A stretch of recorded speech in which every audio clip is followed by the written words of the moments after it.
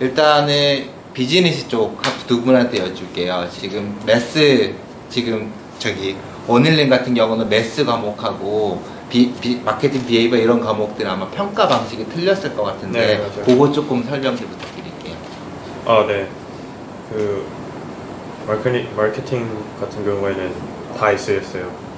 다 SA, 다 S예요. 다 리츠너크로 100% 평가가 되는 거였어요? 네, 서머티브 1, 2, 3가 아하. 다 그거였고요. 네. 그래서 시험이 아니니까 어쨌든 제가 시험을 봤던 게 비즈니스 로, 그리고 글로벌 이코노미, 그리고 에센셜 매트매틱스 그렇게 세 개의 시험이 있었어요. 3개 시험.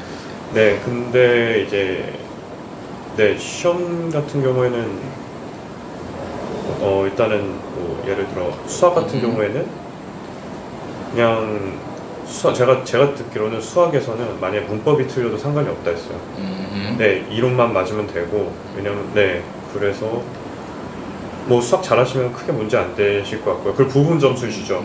그 만약 식이 맞으면은 답이 틀려도 그러면 마케팅, 그러니까 수학 같은 경우는 보통은 다 이기잼으로 100% 평가가 이루어지잖아요. 아니요. 아니었어요? 저희는 네. 학교에 학교에 따라서 예를 들어 100%라고 하면 어떤 학교는 리트너크가 30%, 이기잼이 50%, 그 다음에 뭐 목 테스트나 아니면 쪽지 시험 같은 게 10% 이런 식으로 이제 평가가 과목마다 좀 다 틀린데 본인은 어땠어요? 저희는 리포트가 40이었고 시험이 60이었나 제가 정확히 시험이 기억은 60이었고요. 기억은 안 나는데요. 리포트도 되게 중요했어요. 리포트도 수학 그 공식들 다 적으면서 정확히 이해했던 걸 다 보여줘야 됐어요. 네, 그거. 그럼 리포트는 보통 학기 뭐 월 단위로 과제가 있는 건가요? 아니요, 그냥 한 번 제출하면. 한 번 되는 거예요. 제출하면 네. 한 번만 하는 거예요? 네, 한 번만 하는데. 그럼 파이널 때 들어가는 건가요? 네, 파이널 때 파이널 들어가죠. 네, 그게 한 40%였나 그랬을 거예요. 그리고 시험이 마지막에 시험이 있었어요. 네. 60%. 그 마케팅 과목은 어땠어요? 평가 방식이? 에세이 같은 경우에. 에세이가 다 100% 리트너크 그러면 학기 처음부터 시작해서 파이널까지 다 준비해서 내는 거였어요? 아니면 중간중간? 이제 중간중간에 이제 네. 세 개로 나눠졌죠. 세 개로 나눠졌죠. 네, 그래서 이제 마케팅에 이제 아니면 오르가니제이션 비헤비어에 네. 관한 이론들을 적용시켜서 하는 거예요. 그래서 근데 초반에는 아무래도 점수가 낮아요. 그게 25%를 차지하고 그다음에 35, 40 그랬을 거예요. 3학기로 이루어져 있고 첫 학기가 25%, 네. 두 번째가 35%, 나머지는 40%. 네, 제가 그랬던 네. 걸로 네. 기억을 해요. 그래서 점점 더 중요해지죠. 들어가고. 네. 40, 40이었던 것 같아요. 20, 40, 40. 네. 그래서 에세이 같은 경우에는 선생님께 질문 많이 하면은 어차피 선생님께서 채점하시니까 오히려 더 열심히 하면은 더 주시려고도 하고 점수를. 그럼요. 아무래도 그리고 이제 선생님이 원하는 대로 교수님마다 요구하는 게 다르니까 그 교수님이 채점하시는 교수님께 많이 여쭤봐서 네. 그럼 제가 이제 문득 드는 질문이 다 개인적으로 인디비주얼로 하는 것도 있고 혹시 그룹으로 한 프로젝트도 하신 과목이 과제가 있었던 분 하신 분이 계신가요? 저는 있었는데 네. 제가 말했던 Skills for Business라는 그 과목 특성 자체가 약간 반 친구들과 협업해서 하는 그런 과제들이 많았어요. 일단 프레젠테이션도 20% 그리고 그룹 프로젝트가 60% 들어갔었고 마지막에 약간 리플렉티브 리뷰라고 해서 약간 한 해를 너가 되돌아봤을 때 무엇을 느꼈고 너가 거기서 배운 건 무엇이냐라는 그 에세이가 있었는데 그거는 저 혼자 하는 거였고요.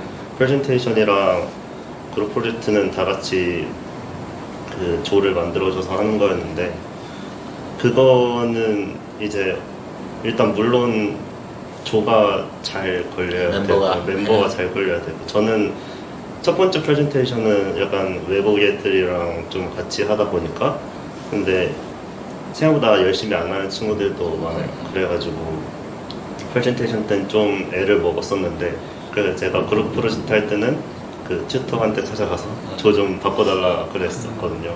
그래서 저는 결국엔 그 그룹 프로젝트 할 때는 한국 사람 3명이서 했었어요.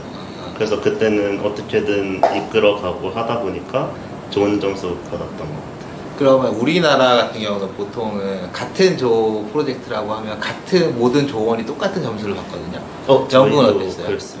여기서 거기는 마찬가지였어요. 네, 처음에 프레젠테이션 할 때는 약간 제가 억울한 부분들이 약간 있었어서 저만 열심히 하는 것 같다는 생각이 들어서 이제 튜터한테 가가지고 혹시 똑같은 점수를 받아야 되냐 물어봤는데 이제 그거에 제가 먼저 가서 얘기를 하면 그거에 대한 점수는 좀 배려를 해주고 그러시네. 원래는 똑같은 점수를 다른 분들은 혹시 그룹 프로젝트 하신 적 있어요? 과제? 그룹 과제? 저희 과는 없었는데 제 친구들 다른 과 애들은 그룹 과제가 다 있었는데 네. 비슷했던 것 같아요. 친구가 안 하면은 큰일 나요. 정말 점수 같이 못 받아요. 그래서 선생님께 그거는 말씀을 드리고 바꿔야 되는 걸로 저도 그렇게 들었어요. 애들. 자한님은 없었을 것 같긴 한데 있었어요? 뭐 과제, 그러니까 성적이 들어가지 않는 과제는 그룹 프로젝트가 하나 있었긴 한데 이거는 어차피 시험 성적이 그러니까 제 성적에 들어가는 그것도 아니고 해서 그렇게 크게 신경은 안 썼던 것 같아요. 근데 하지만 무임승차한 애들 정말 많습니다. 그러면 아마 선배한테 말씀드리면 학년 올라가면 이제 그룹 프로젝트가 더 많아질 거예요. 그때는 프리라이더라고 하거든요. 보통 영어로는 무임승차한 애들을 걔네를 따로 레포트하는 게 있어요. 그래서 그거를 작성을 해서 내면 그거에 받은 애들이 이제 조사가 들어가고 맞아요. 그 다음에 걔네는 점점 아예 못 받아요. 제로만 받아야 돼요.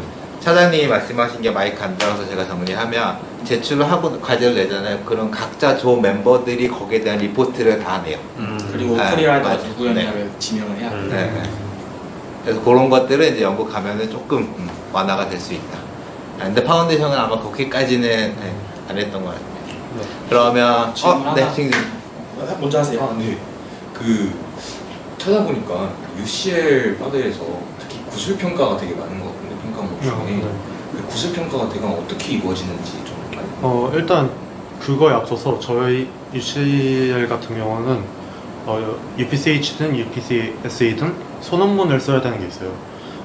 보통 문과는 2000자 2개, 그러니까 2000 단어 2개. 하지만 이코노믹스를 들으면 2000 단어 1개고요. 업세이도 2000 단어 1개, 3000 단어 1개로 알고 있어요. 하지만 그거에 대해서 저희가 논문을 쓰고 그리고 논문이 점수가 한 30% 과목마다 30에서 40% 정도 되고 그거에 대해서 자기가 또 다른 평가가 나오면 그거에 대한 또 리포트를 써야 돼요. 어떻게 피드백하고 어떻게 이 연구를 어떻게 더 진행할 것인지 나중에 한다면 그거에 대한 거를 구술 평가를 또 봐요. 그 리포트에 대한 거를. 그래서 그 리포트에 대한 구술 점수는 한 과목마다 다르긴 한데 이건 20%에서 25% 정도 있어요. 그리고 보통 프레젠테이션이나 이런 거는 많긴 한데 그게 무조건 다 성적으로 들어가는 건 아니고요. 보통 어세스먼트로 선생님들한테 약간 호감을 쌓는 단계라고 보시면 될 것 같습니다. 그럼 아마 이제 지금 후배분들은 궁금할 거예요. 그걸 내가 어떻게 다 알지? 이 과목에 대한 리트너크가 몇 프로 들어가고 그러면 보통 이제 과정을 시작하고 하면은 학교에서 핸드북이라고 주잖아요. 네, 맞아요. 그거 조금 설명 좀 부탁드릴게요. 왜냐하면 거기에 모든 정보가 들어가 있잖아요. 강의 계획서나 평가 방식이나 이런 그거 조금 한번 설명 좀 부탁드릴게요. 자연님부터네. 네, 학교 초에 다 모든 학생들 강당에 모아놓고 이렇게 다 설명을 해주세요. 스튜던트 핸드북이라는 게 있고 그게 뭐 첫 학기 일정이라던가 그 과목마다 상세하게 어떤 평가가 들어갈 거고 퍼센테지나 그런 거 모든 찾을 수 있는 설명은 모든 게 다 들어가 있어요. 그래서 그거를 그러니까 일정을 체크하는 게 가장 중요하고 일단 어세스먼트 기간이 다 다르고 다 외울 수가 없기 때문에 캘린더나 이런 거에 표시해두면 또 좋을 것 같고 핸드북에 일단 찾고 싶은 정보가 있으면 핸드북을 먼저 보라. 약간 이런 느낌의 핸드북이. 똑같았나요? 오늘님도? 네. 저희도 쉐어포인트 거기 들어가면은 다 핸드북이 다 있어요. 그래서 일정이랑 그런 걸 다 나와 있고 초반에 가면은 다 프레젠테이션 강당에서 이미 하시면서 다 알려주시는데 그냥 찾아보시고 하시면은 그런 거는 걱정 안 하셔도 맨 처음에 첫 학기에 하면은 거기에 대한 정보를 학교에서 다 제공을 하기 때문에 각 과목에 대한 평가 방식이나 이런 거는 이제 본인이 다 체크를 하셔야 된다. 그래서 궁금한 거 있으면 선생님한테 얼마든지 물어볼 수 있다. 또 궁금하신 거? 네, 채원님. 에세이랑 리포트랑 프레젠테이션 같은 거가 한국 대학에서 하는 거랑 좀 차이점이 아마 대학을 다녀보신 건 자하님이 1학년을 다녀봤기 때문에 요거는 자하님이 답을 해주셔야 될 것 같아요. 한국에서는 일단 조별과제가 많은 편이긴 한데 조별과제는 거의 없다고 보시면 될 것 같고 성적에 들어가는 건 리포트는 한국에서는 처음에는 어떻게 쓸지 다 가르쳐 주잖아요. 근데 거기서도 물론 가르쳐 주긴 해요. 어떤 양식에 맞춰서 써야 된다 아니면 어떤 식으로 써야 된다. 근데 딱히 크게 다른 점은 없는 것 같아요. 그리고 또 모르는 부분이 있으면은 그 스튜던트 튜터나 아니면 그 과목마다 또 튜터가 있어요. 그 분들한테 찾아가서 물어보시면 다 친절히 답변해 주실 것 같습니다. 그럼 이제 보통 한국에서 공부한 친구들은 교무실 찾아가고 선생님을 만난다는 것 자체가 되게 조금 이렇게 막 쉽게 할 수 있는 상황은 아니거든요. 본인들이 느끼기엔 어땠어요? 상당히 뭐 프리 하시고 다 교수님들이나 튜터 분들이나 다 찾아가도 어차피 저희에게 할당된 시간이 따로 있어요. 그 시간에 학생들이 안 찾아가면 그 선생님들 다 노는 거기 때문에 저희가 좀 활용을 적극적으로 하는 걸 더 좋아하시고 아무래도 성적 평가나 이런 걸 다 교수님들이 하시는 거기 때문에 호감을 서로 약간 유대관계를 쌓는 게 더 중요하다고 생각합니다. 네. 질문하려고 했던 게 네. 월익은 하프 모듈이 따로 있잖아요. 네. 그리고 러프버러랑 UCL은 다 풀 모듈이잖아요. 그럼 각자 그냥 어세스먼트 제외하고 그냥 시험을 봤던 게 시기가 언제였는지 한번 얘기해 주시면 좋을 것 같아요. 흔히 말하는 중간고사, 기말고사 이런 느낌으로.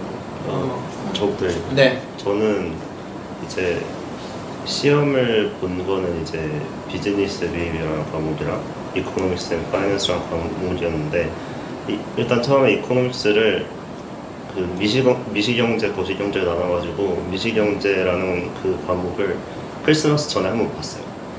실제 시험 20% 들어가는 시험을 보고 그리고 거시경제라는 그 파트를 에세이를 써서 기업 하나를 골라서 그거에 대한 나라 하나를 골라서 그거에 대한 그 나라에 대한 경제를 다 일일이 다 조사해서 그걸 에세이로 제출하는 거였어요.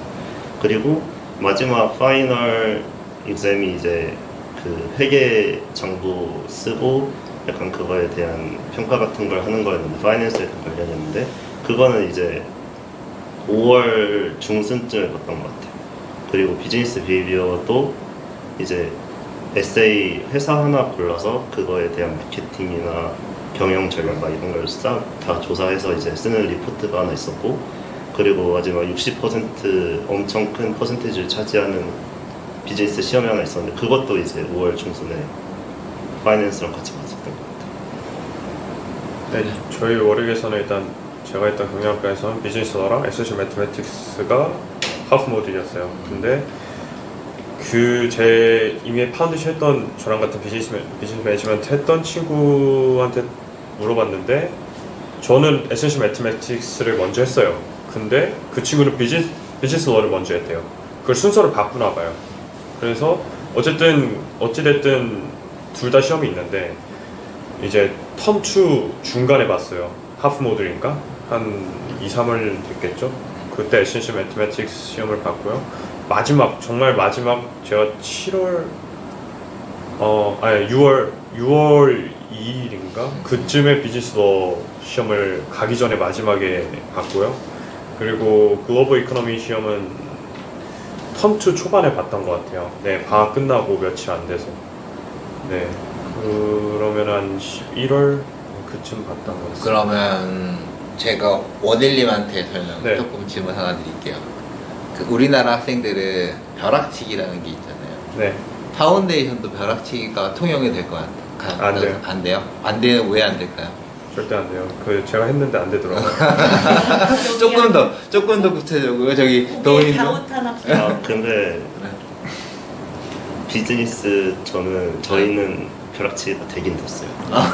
근데 이과생들 약간 라이프 사이언스나 막 이런 거 배우는 데는 절대 벼락치기가 안 돼요. 그래서 제가 또 말씀드리자면 이제 글로벌 이코노미 시험을 일단 25%로 낮긴 했어요. 그게 차지한 게 낮았는데 방학 동안 잘한 거죠. 그러니까 시험 보기 전 3, 4일 전에 일주일 전부터였나 그때 노트 정리하면서 좀 늦게 시작했어요. 그랬다가 시험이 망했죠. 그래서 이제 그때 멘붕이 와서 그때부터 이제 정신 차리고 하고 네 에세이 같은 경우는 절대 벼락치기 안 되고요. 그거는 정말 완벽하게 해야 되고 레퍼런스 틀리면 정말 점수 많이 까이고요. 레퍼런스 리스트 틀리면. 그래서 에세이 같은 경우는 무조건 해야 되고요. 시험 같은 경우에는 잘 아시고 계시면 상관이 없는데 저는 몰랐는데 벼락치기 하면 그러면 안 돼요. 절대 안 되고 미리미리 하셔야 되고 비즈니스 러도 제가 이제 평균이 이제 많이 높아서 그러니까 이제 통과가 충분히 페일을 받아도 통과가 될 성적이었어가지고 제가 방심을 했죠. 그래서 한 3일 공부하고 봤는데 페일이 하나라도 있으면은 대학 진학을 못해요. 리시트를 쳐야 돼요. 재시험을 쳐야 돼요. 제가 그걸 모르고 대충 공부하고 했다가 페일이 나온 거죠. 그래서 재시험을 다행히 온라인으로 쳐서 네 돼가지고 저도 이제 간 건데 방심하면 안 되고요. 미리미리 시험 전에 공부를 하셔야 됩니다. 그런 친구도 꽤 봤거든요. 저는 첫 학기가 좀 난이도가 좀 수월하다 보니까 쉽게 생각하고 첫 텀 끝나고 놀다가 두 번째 텀도 올라가가지고 페일하는 경우도 꽤 있었던 것 같아요. 거의 비슷하게 느꼈나요? 파이널 텀으로 갈수록 난이도가 더 어려워진다. 그건 아닌 것 같아요. 저는 오히려 첫 학기가 제일 어려웠어요. 네. 특히 제가 아까 그 그림을 보고 해석하는 그런 모던 유로피안 컬처 같은 경우는 다행히도 1학기 퍼센테이지가 5%였고 1학기 저희는 UCL 같은 경우는 1학기 그 텀 테스트 비중이 5%에서 많으면 10%인데 다행히 충격요법으로 12월에 첫 시험을 봤는데 제가 거의 2인가? F를 2를 받았어요. 35점. 43점? 이렇게 받았어요.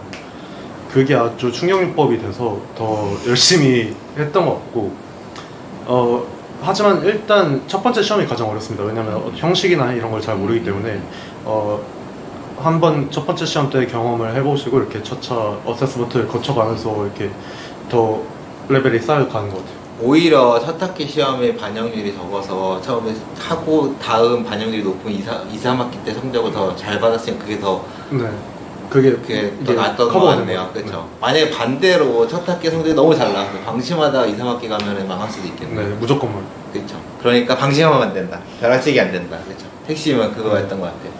그러면 이제 네. 그 아까 제 시험에 관해서 말씀하셨는데 네. 그 얘기하면 일단은 위시를 하는 건 뭐냐면 학교마다 재시험을 본다는 얘기거든요. 재시험을. 그러니까 학교마다 이건 방식은 틀려요. 보통 리스를 한다는 거는 페일이 떴다는 얘기예요. 40% D도 못 받아가지고 페일이 떴고 그러면은 페일이 떠야만 리스 시험을 기회가 주는 학교가 있고요. 학교마다 틀린데 그리고 점수가 나왔지만 내 점수가 마음에 들지 않아서 리스를 신청할 수 있는 학교 이건 학교마다 허용하는 치가 달라요. 그래서 만약에 그거 두 번째 허용했던 학교가 있나요? 세 분 중에? 여기 있어요? 네. 여기 두 분 같은 경우는 리시 규정이 네. 저희 같은 경우는 작년에 새로 신설이 된 경우인데 부득이하게 시험을 못 보는 경우가 있을 수 있잖아요. 뭐 지하 튜브가 지연이 된다거나 이래서 학교에 도착을 못해서 시험을 못 보는 경우가 있었는데 저도 있었어요. 3번 기회를 줘요. 그래서 3번 동안 그러니까 3번 시험을 미룰 기회를 주는 거예요. 그래서 랩이라고 해서 폼을 작성해서 담당 선생님한테 이렇게 제출을 하면은 3번까지는 미룰 수 있어요, 시험. 근데 시험을 봤는데 페일을 했어. 그건 안 돼요. 그건 안 돼요. 네. 학교마다 조금씩 틀리다는 거예요. 아마 그 핸드북 이런 것도 규정들도 좀 나와 있을 거예요. 또 그래서 제가 월익대 파운데이션 할 예정인데 네. 월익대 파운데이션에선 그 조건이나 제 시험을 봤을 때 불이익이 혹시 있나? 일단 제 시험은 페일이 나오면 무조건 봐야 돼요. 필수더라고요. 저도 안 보려 했는데 일단 무조건 봐야 되고요. 이제 컴퓨터 사이언스 같은 경우에는 무조건 거의 다 대면 시험이에요. 온라인은 없을 거예요, 제 시험이. 그래서 그게 아마 7월쯤에 진행이 될 거예요. 그러면은 더 오래 있어야 돼요. 더 오래 지내야 돼요. 그래서 기숙사를 또 따로 신청해서 돈을 더 내고 있어야 돼요. 그래서 보통 리셋은 썸머 때 진행이 돼요. 네, 마지막에 다 끝나고 네, 점수 이제 나오기 전에 위시를 그걸 하고. 그러면 한 가지 더 추가 질문. 위시를 보면 맥스 점수가 있었어요. 40D죠. 그렇죠. 네. 무조건. 아무리 100점 맞아도 80점 맞아도 41점을 맞아도 40점으로 채점이 됩니다. 그래서 그럼 그 40을 받아도 오버롤 평균 점수에 들어가기 때문에 실질적으로 오버롤 점수를 못 맞출 가능성이 커져요.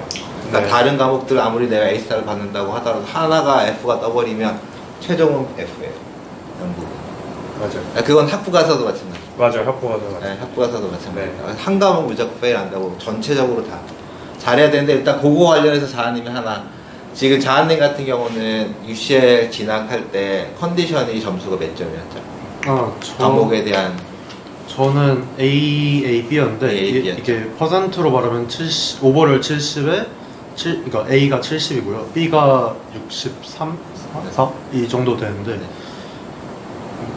그거 이제 전략을 어떻게 아. 했는지 과목별로. 그 저 같은 경우는 포포를 보기 때문에 다른 과보다는 그 이게 받아야 되는 점수가 살짝 낮은 편이긴 했어요. 그래서 그 제가 아까 어렵게 느꼈다고 했던 그 과목을 B로 저는 설정을 해두고 나머지에서 최대한 좋은 점수 받고 이거는 이 커트라인만 맞추자라는 생각으로 그래도 했던 것 같아요.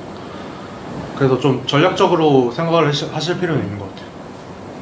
해야 되고 그러면 세 분한테 공통 질문 하나 드리면 일단 지금 다 IELTS 점수는 충족을 하고 입학을 하시는데 6.0을 충족하고 가시는 분들도 계시고 7.0을 갖고 계신 분들도 계실 텐데 보유한 영어 실력과 파운데이션 최종 성적의 상관관계는 어떻다고 생각할까요? 본인이 느끼기엔.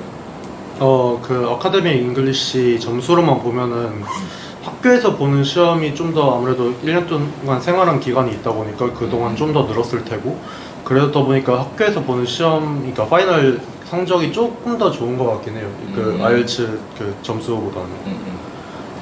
그러면 제가 그러면 도웅님한테 도웅님 그거 설명 좀 IELTS 몇 점 받고 들어갔는지. 저는 IELTS를 5.5 받고 들어갔어요. 파운데이션 들어갈 때. 왜냐면 수능 공부할 때도 영어 공부를 진짜 안 했었거든요. 그래가지고 어떻게든 한 4개월 동안 2월부터 6월까지 학원 다니면서 공부를 했는데도 5.5밖에 안 나와가지고 저는 그냥 가서 영어 수업 듣고 시험 보자라는 마인드로 계속 해서 갔는데 가서 그래서 진짜 영어 공부는 진짜 죽어라고 했어요. 학교에서 주는 것도 그렇고 저는 그래서 영어 선생님한테 가가지고 자료 더 달라고 했었어요.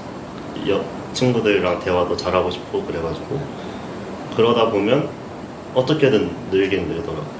그러면 다시 만약에 도웅님이 1년 전으로 다시 돌아간다고 하면 파운데이션 가기 전에 IELTS는 몇 점 정도 만들고 갈 것 같아요? 저는 6.5 만들 걸 영어 시험 만들 것 같아요. 최대한 만들고 가는 게 제일 좋다, 그렇죠? 학부에 필요한 영어 선생님이 확보를 하고 가는 게 제일 좋다. 그거에 제가 답을 좀 받고 싶었어요. 그리고 통과하고 가더라도 영어 수업은 들을 수 있어요. 그쵸? 제가 요청을 하면 들을 수 선택이에요. 있으니까. 학교마다 그 규정은 조금 다른 것 같아요. UCL 같은 경우는 학부의 점수 7.5가 넘으면 아예 유로피언 랭귀지 선택이 가능하거든요. 네. 그 옵션이 있어요. 근데 보통은 저희는 그거 추천 안 드리고 아카데미 영어 과목 하면서도 학업에 필요한 스킬들을 배우고 리퍼런싱 하는 거를 다 배우기 때문에 가능하면 들으라고 추천을 합니다. 네. 들어야 돼요. 그러면 또 혹시 쭉 학업 관련해서 궁금한 거 얘기하세요. 페이는 학생 친구 중에 페일 해가지고 리시트한 친구가 저희 학교는 이제 공부 안 한 애들, 그쵸? 열심히 안 한 애들, 페일 많이 하고요. 그리고 근데 그렇게 많지는 않았을 거예요. 웬만하면 다 40은 넘으니까. 근데 이제 에세이 같은 경우에는 페일이 나오기 힘들어요, 사실상. 어느 정도 쓰고 내면은 페일은 잘 안 주는데 시험 같은 경우에는 페일을 받을 수 있죠, 충분히. 점수를 잘 못 받으면. 그렇죠. 그래서 저도 시험 그렇게 돼서 페일 됐던 거고. 그러면 페일을 안 받으려면 뭐가 제일 중요해요? 영어를 아니면 사전 공부를 충분히 하고 가야 되나 아니면 과정 들어가서 진짜 열심히 해야 되는 거죠? 그러니까 영어는 애초에 베이직으로 잘 해야 되고요. 그래야 시험을 잘 보니까. 아예 저 비즈니스 시험 같은 경우에 다섯 수령으로 영어를 다 썼어야 돼서. 근데 이제 공부를 잘 열심히 하고 가야 돼요. 그래야 열심히 하면 웬만하면 페일 안 될 거예요. 공부라고 하면 과목 공부. 네, 과목 공부죠. 네, 영어는 웬만하면 그러니까 이제 기본적으로 당연히 해야죠. 다 쓸 줄 알아야 되고 서술형 시험 같은 경우에는 영어를 좀 잘 해야죠. 그렇죠. 웬만하면은 열심히 하시면 절대 나올 일 없어요.